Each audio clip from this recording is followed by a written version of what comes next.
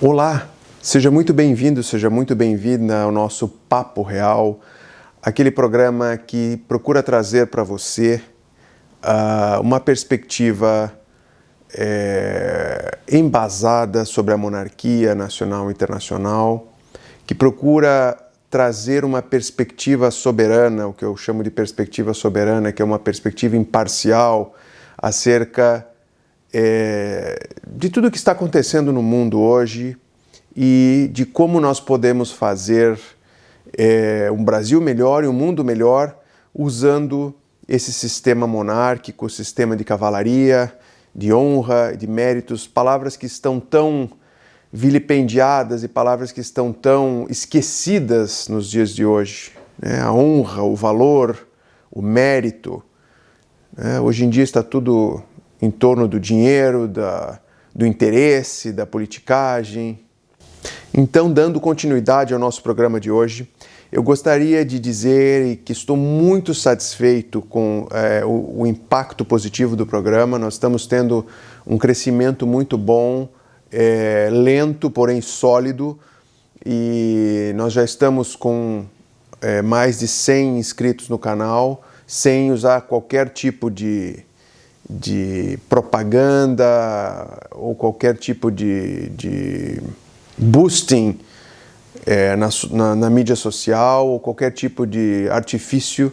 Então esse realmente é o boca a boca, que é o que nos interessa. Nós queremos você que está nos assistindo, nós queremos a sua audiência qualificada, a sua colaboração.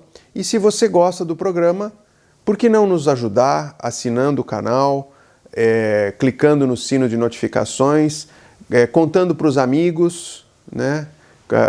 Aquele velho ditado: se você gosta do canal e dos programas, indique aos seus amigos; se você não gosta, indique aos inimigos. Então, como eu estava dizendo, nós tivemos muita adesão, muitas perguntas, muitos comentários. Nós vamos ler os comentários como fizemos no programa passado, nos programas futuros. Mas eu tenho tido muitas perguntas, né, dizendo, afinal de contas, quem é o senhor, sobre a história da sua família, sobre, né, afinal, quem é esse cara, né? Então, eu acho que são perguntas extremamente válidas, e se no próprio Oriente Médio, de onde é oriunda a minha família, há pouco conhecimento da história das dinastias cristãs do Oriente Médio, o que me faz ter essa responsabilidade enorme de fazer a divulgação, não apenas no Ocidente, porque grande parte dos documentos e da história da minha família estão em árabe. Então eu estou tendo essa tarefa hercúlea de fazer as traduções de todos esses materiais, já venho fazendo há algum tempo. E se você for no meu site, que está aparecendo agora aqui da Casa Real, você vai ver, infelizmente ainda não em português, mas em inglês, muitas traduções do árabe para o inglês, de documentos, enciclopédias, livros,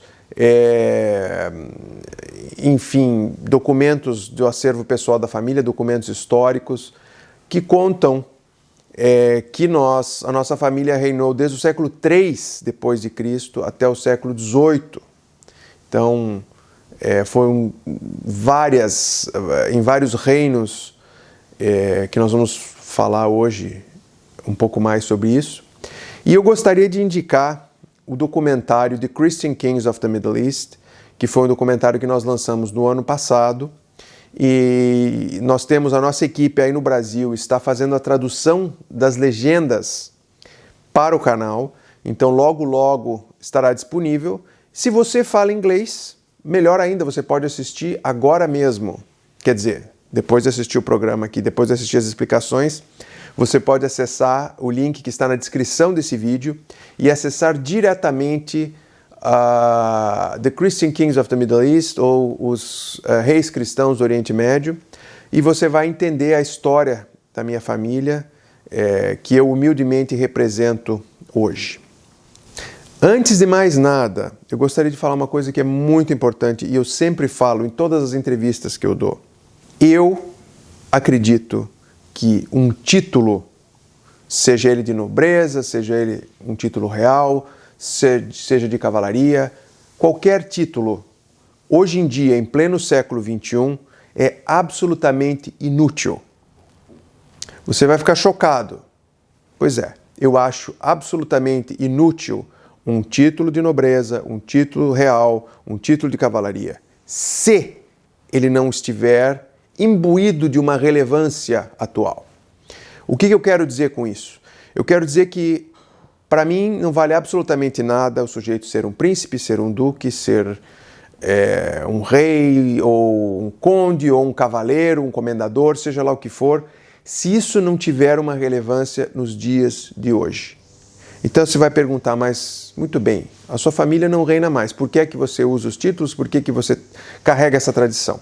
Porque eu acredito, bem como a minha família, meus primos no Líbano, nós acreditamos que, em primeiro lugar, nós carregamos esses títulos por muitos séculos após o reinado. Nós terminamos de reinar no século XVIII.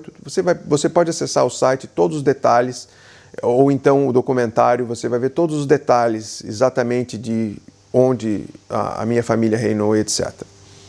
Você vai ver que o que aconteceu com a minha família foi que nós nos indispusemos com o Império Otomano, que era um poder muçulmano da época, e o meu ancestral, o príncipe Sheikh Youssef el-Shmor, ele resolveu caçar todos os corruptos que viviam naquela época no Monte Líbano. Então, deixa eu parar aqui um pouquinho para que você entenda uma coisa. Você que está me assistindo agora, você está pensando assim, Líbano, ele é príncipe do Líbano, ele é príncipe da Jordânia, ele é príncipe da onde? Então nós temos essa mania de acharmos que para uma casa real ser legítima, ela deve pertencer a um desses países que nós conhecemos o nome, né? Isso não faz sentido. Por quê? Porque a grande maioria, no Oriente Médio, vamos dizer, a grande maioria dos países não tem essa legitimidade histórica. Por quê? Porque grande parte daquele território pertencia, através de conquista, através de violações do que nós conhecemos hoje como direitos humanos, esses territórios no Oriente Médio foram capturados pelo Império Otomano e ocupados pelo Império Otomano de forma desleal e inumana até o início do século XX. E com o advento da Primeira Guerra Mundial, os aliados, ou seja, os ingleses e os franceses, venceram o Império Otomano. E o que eles fizeram? Eles sentaram... O que aconteceu foi literalmente isso. Os burocratas ingleses e franceses sentaram, pegaram o mapa do Oriente Médio e começaram a desenhar. Você pode ver, se você observar bem o mapa do Oriente Médio, ele realmente parece que foi desenhado à régua. Vamos cortar aqui, esse aqui vai se chamar, aqui vai ser a Jordânia, aqui vai ser a Síria, aqui vai ser o Líbano, aqui vai ser o Iraque. E muitos desses países foram dados a aliados. Nós estamos falando em mais ou menos 100 anos atrás, não é muito tempo, se você for considerar a história, né? Então esses territórios foram dados pelos ingleses e pelos franceses para seus aliados, ou seja, vou dar um exemplo, a família real da Jordânia é uma família que eu tenho contato direto, eu sou muito amigo da família da Jordânia, tenho grande admiração ao rei Abdullah II, mas o rei da Jordânia não é originalmente da Jordânia. E não apenas a origem de nascimento, mas a origem de reinado, de legitimidade de reino deles, é numa área chamada Hejaz. O Hejaz fica onde hoje é a Arábia Saudita. Mas porque o rei El Saud tinha conquistado esse território saudita, que chama-se Saudita hoje, né? Incluindo o Hejaz, onde fica Meca, a cidade sagrada de Meca e Medina, esse rei, ancestral do rei Abdullah II da Jordânia, ficou sem território. E aí o que aconteceu? Como ele ajudou a família real da Jordânia, os Hashimitas, ajudaram os ingleses na luta contra os otomanos, os ingleses deram a Jordânia aos Hashimitas. E tentaram instalar na Síria que foi criada, né, após a Segunda Guerra, tentaram colocar o rei Faisal, que é tio, bisavô do rei da Jordânia, se não me falha a memória, na Síria, não deu certo. No Iraque também criado. Esse país foi criado pelos ingleses e pelos franceses após a Segunda Guerra Mundial. Mas você vai me dizer, bom, mas o Iraque existe há muitos anos, a Síria existe há muitos anos, a Transjordânia existe há muitos anos, o Líbano existe há muitos anos. Não, eles existem enquanto territórios, eles nunca foram países, eles são países há menos de 100 anos atrás. O Líbano foi fundado em 1946, então nós estamos falando após a Segunda Guerra Mundial. Então, o protetorado francês do Grand Liban, ou do Grande Líbano, foi criado em 1920, está fazendo 100 anos esse ano. Mas são países absolutamente novos, então essa sensação que nós temos de, fulano é da família real desse país ou daquele país, isso é um sentimento puramente artificial, porque esses países, eles estão existindo agora. Da mesma forma, os países do Golfo. Os países do Golfo, eles descendem de sheikdoms ou principados que vêm de mais ou menos do século XVIII, mas eles também foram acomodados lá com as bênçãos dos ingleses e dos franceses após a Primeira Guerra Mundial. Então esses países, eles não têm... essa é a razão de nós termos tantos conflitos no Oriente Médio, porque esses países, eles são jovens ainda. Eles foram criados agora. Diferentemente do Brasil, que já tem uma tradição de 500 e tantos anos, apesar da monarquia independente do Brasil ter quase 200 anos, ter sido fundada em 1822, com o advento da independência, já existia uma tradição, ou seja, um país que já vem se formando geopoliticamente dessa forma, em que nós temos o Brasil hoje, infelizmente, com inúmeros problemas. Como eu sempre defendo, estaria muito melhor se monarquia fosse, mas esse não é o caso agora do que eu estou querendo falar. Então a questão é essa. Então esses países, eles não existem efetivamente há muito tempo. Eles foram fundados há menos de 100 anos atrás. Então, isto dito, passamos para o próximo caso, ou seja, nós temos registros históricos e notoriedade de casas reais mais recentes. Há inúmeras casas reais, há pelo menos 10.000 casas reais na África sozinha. Apenas a África, você tem 10.000 famílias reinantes, obviamente a grande maioria delas... nós vamos falar da África num programa mais adiante, porque a África é um fenômeno muito interessante, porque você tem reis que reinam dentro de repúblicas. Eu vou explicar isso, reconhecidos constitucionalmente. Eu vou falar sobre isso depois. Mas então, há muita coisa na monarquia que nós não conhecemos. Nós apenas nos focamos nas monarquias reinantes, principalmente, e nas monarquias não reinantes que foram depostas há pouco tempo atrás. Eu vou dar um outro exemplo. Um grande amigo meu, o príncipe Leca, da Jordânia, da Albânia, perdão. A família dele é uma família nobre, que tem uma certa tradição na Albânia, porém, enquanto família real, o avô do príncipe Leca foi eleito presidente da Albânia e se auto-intitulou rei e reinou por 10, 11 anos. Mas porque esse reinado terminou no século XX, a família real da Albânia é conhecida, está nos livros, tem um certo prestígio. Agora, se for ser analisada, por exemplo, a minha família tem reinado quase ininterruptamente desde o século III. Então é uma família que tem uma tradição real muito mais longa. Nós reinamos em vários reinos, inclusive recebendo títulos imperiais do imperador Justiniano I em Bizâncio. Nós chegamos a reinar brevemente o Império Bizantino e outros territórios que são descritos com mais profusão no documentário. Então, nossa família é uma família que tem uma rica tradição milenar de reinado. Então, não é porque nós não reinamos até o século XX, vamos dizer assim, que toda essa história deve ser jogada fora.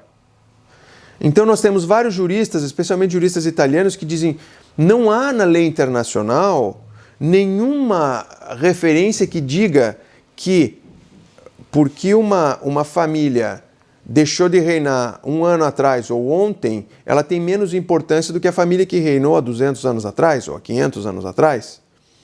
Então, não há um período, se respeitada for a lei dinástica, a sucessão e a lei sanguínea, do iuris sanguinis, se essa sucessão for respeitada, não há limites, porque sempre esses herdeiros poderão reclamar o trono no futuro. Se for mantida essa tradição real, esses herdeiros poderão reclamar no futuro.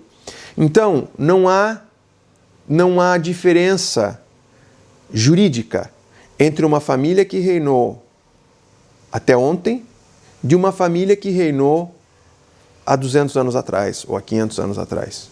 Então, não há diferença jurídica nesse ponto. Há outros atenuantes e agravantes jurídicos que nós podemos entrar no futuro no mérito. Na verdade, se houve desrespeito da lei sucessória, se houve subtula debelatio, se houve coisas que nós já temos falado aqui, mas pura e simplesmente, se você analisar uma família que reinou até ontem ou uma família que reinou 500 anos atrás, se ela manteve a sua reclamação jurídica soberana, ela tem o mesmo direito. A mesma coisa é o princípio da equivalência soberana, ou seja, o príncipe de Mônaco, que é desse tamanhinho assim, ou o Papa, que é soberano do Vaticano, ele é exatamente o mesmo, tem o mesmo valor jurídico do que a rainha da Inglaterra, do que o imperador do Japão, do que qualquer rei, o rei da Espanha, o rei da Holanda, o rei da Arábia Saudita. Então, um soberano, ele é um soberano independentemente do tamanho do seu reino ou do seu império. Agora, há uma coisa chamada prestígio. Muito bem. Então, você tem, obviamente, a rainha da Inglaterra tem muito mais prestígio do que o príncipe de Mônaco. A rainha da Inglaterra tem muito mais prestígio do que, vamos dizer, o rei de Suazilândia na África. Prestígio não tem nada a ver com legitimidade, não tem nada a ver com legalidade. Então, há esse princípio da equivalência soberana, que ele não se aplica apenas à monarquia, ele se aplica também a repúblicas, que faz com que a pequena república de San Marino tenha exatamente a mesma representação do que os Estados Unidos da América, que é o país mais poderoso do mundo. Então, se você for na ONU, há apenas um voto para cada um.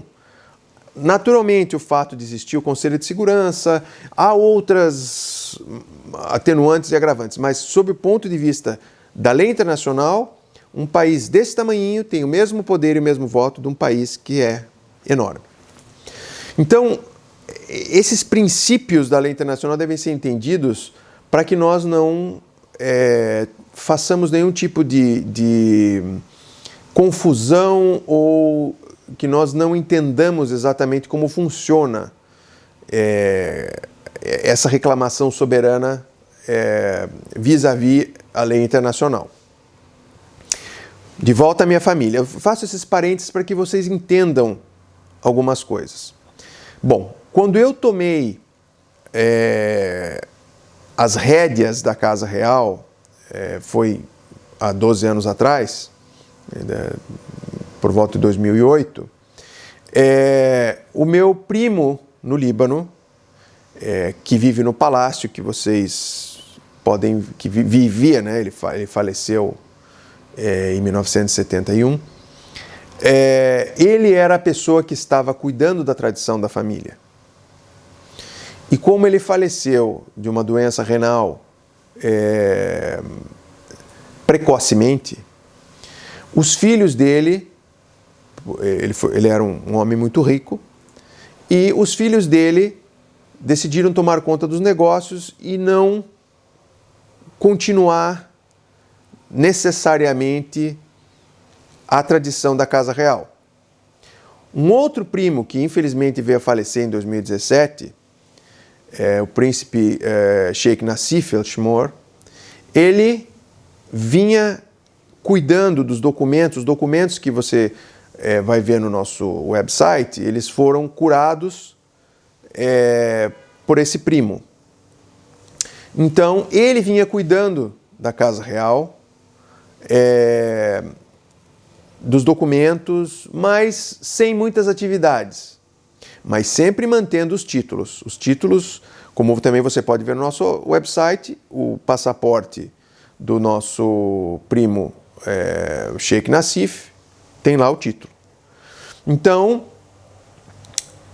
nós jamais paramos de usar esses títulos. A nossa família no Brasil não usou esses títulos porque, como vocês sabem, como se monarquistas são, sabem que qualquer coisa ligada à monarquia foi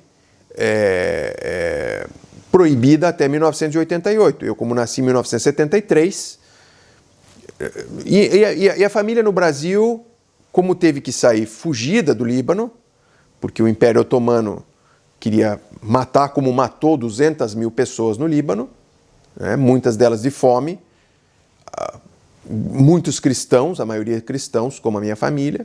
Então a minha família nem queria, deixou para trás essa tradição, mas a reclamação soberana legalmente jamais deixou de ser reclamada, vamos dizer assim, porque meus primos continuaram reclamando, e agora, de acordo com as leis dinásticas árabes, esses primos descendentes do meu primo, o príncipe Sheikh Antonius El-Shmor, que vivia no palácio, que o palácio ainda lá está,